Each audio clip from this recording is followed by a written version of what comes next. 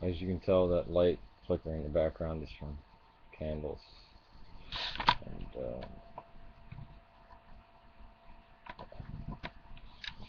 this is the day my sister, 1 year ago,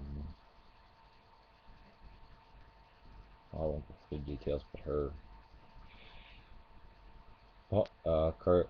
cardiopulmonary system stops working permanently.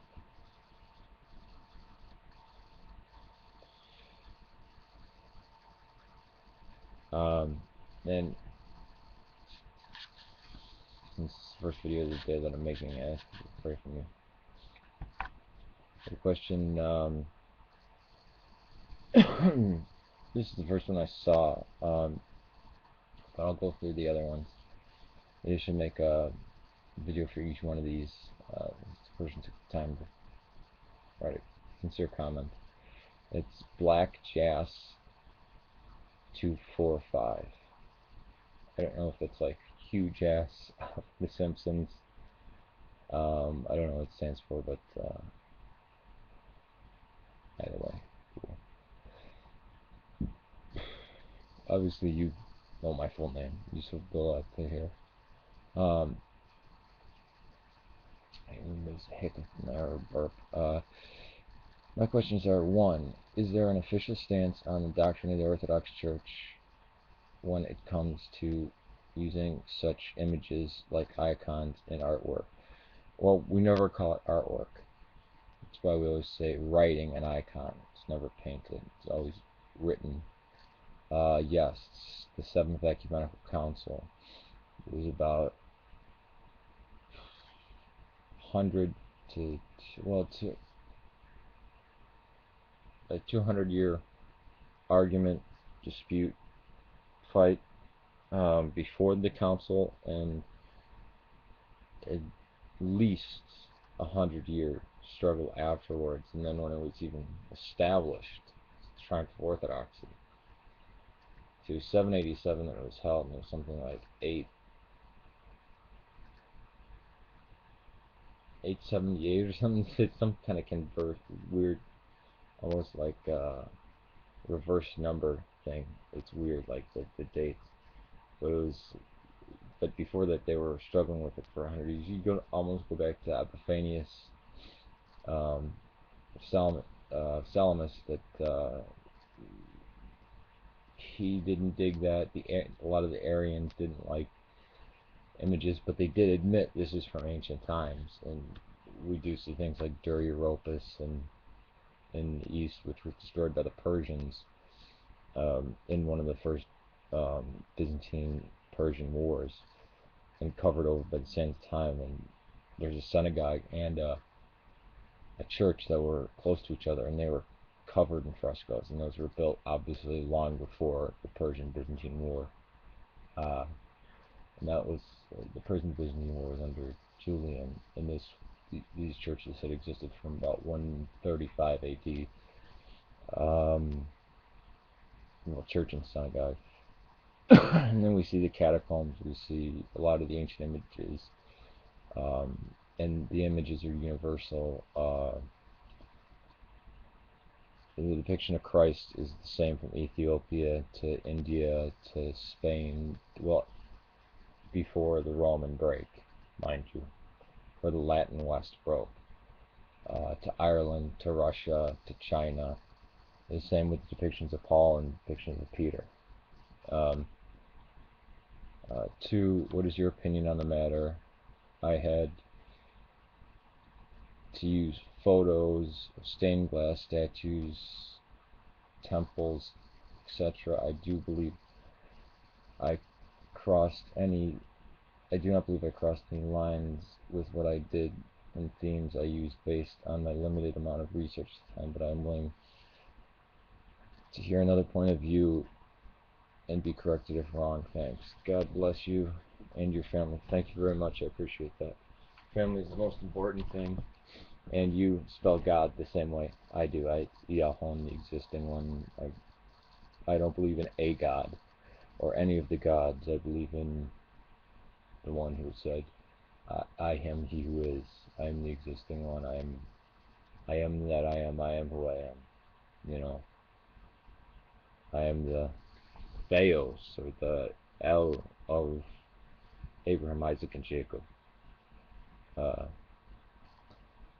but you have the most important focal point of ancient Israel was you had two cherubim, which were not fat little babies with wings, but body of a bull, head of a man, usually bearded, and wings of an eagle. They were outstretched, and this was the mercy seat, and there would be blood sprinkled on it, and said that that is where the existing one communicated with Israel. And that was a holy sacred place, and it was placed not only in a temple and in the holy part of the temple, but in the holiest part of the holiest part of the temple. And that temple happened to be movable. The tabernacle was a tent, and then later on it would become permanent in stone. You had things like the bronze serpent. You had the cherubim weaved into the curtain, separated the holy sanctuary from the holiest of holy sanctuaries.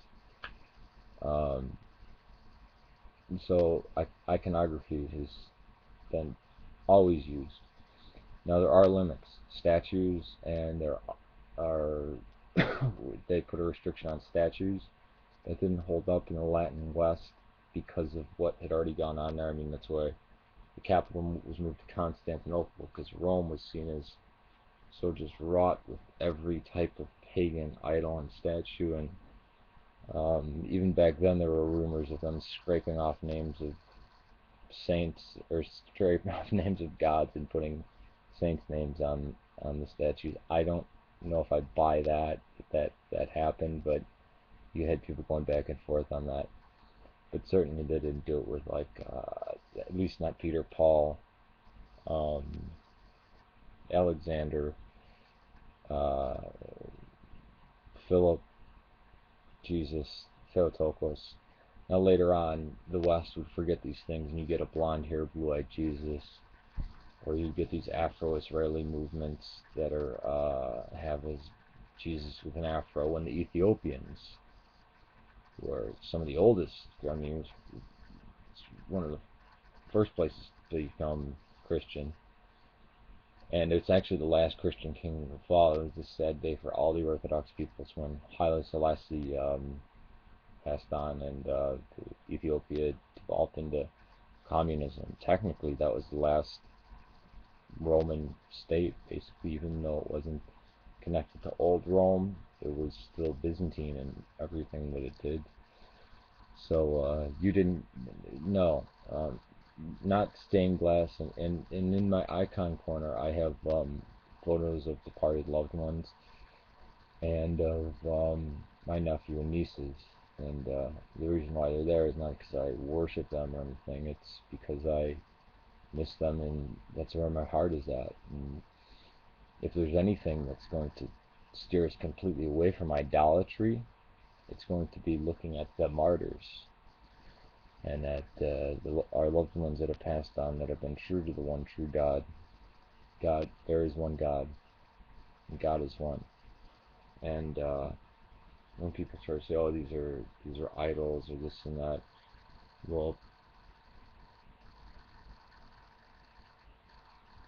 my concern is idolatry of things like the codex that we have, that not we, but the West has assembled, where they pulled many books out, they put stuff in, and they've made it their only route to the existing one.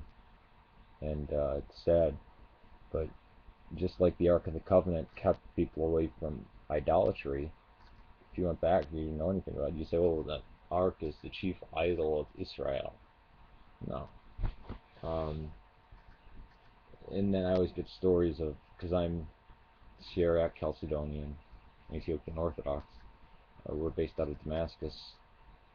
Uh, I was saying, well, I knew a Guatemalan lady who used to worship the saints and do Santeria, or I knew a Haitian who worshiped uh, Saint John High Conqueror, or Saint John the Conqueror. The the voodoo, one of the voodoo gods, and they had the those puka shells around an image of Saint Michael, and the seven spirits of Africa, and they'd have candles to win the lotto and all this stuff. Like, that's, first of all, it's not orthodox, and that's corruption of various religions, various belief systems, is not sticking true to the Seventh Ecumenical Council. So the Seventh Ecumenical Council, you could check that out, and that's where this culminated. And actually, I'll make another video and send it to you because I don't want to take the icon down right now. But Saint John of Damascus, who I personally, I just want to, that's close to my heart because of his many writings. He was actually the first to write about Islam. He actually lived. The reason why he was safe is because he lived under the Sultanate. Actually, it was still the Khalifa when he lived. He lived in Damascus. He was safe from the iconoclasts of the Byzantines. The Byzantines were harshly iconoclastic, and the emperors would put in their own patriarchs that were iconoclastic to try to get along with Islam at one point. And it was actually the women, the empresses, and the princesses that reestablished, it confirmed iconography. But even the iconoclasts conceded that yes, this is extremely ancient. And even when Epiphanius was criticizing it, I mean, Protestants will try to cling to that and say, oh, see, Epiphanius even said this. Well, first of all, he was just one bishop. He wasn't the whole church. He wasn't a pope. We don't have a pope. We don't have an infallible speaker. God, absolutely God, but is considered infallible. But if he's saying, look, this huge church where all these Christians go to have an image that they revere. I mean, people revere the cross, they revere the Bible. There's many places that I revere, but do I worship them? No. Worship is reserved for the one true God. It's like saying, well, do you believe in angels? Yes. Are they divine? Yes. Oh, well, then you believe in many gods. No, no, no, no, no. I believe in one God, worship one God. I don't worship angels, but angels are divine, and they are, they do exist. It's the same type of thing. So maybe with statues, but you didn't know. You haven't read the Seventh Ecumenical Council. I'm sure you're fine, and I'd love to talk to you about this. It's kind of a hard day for me today.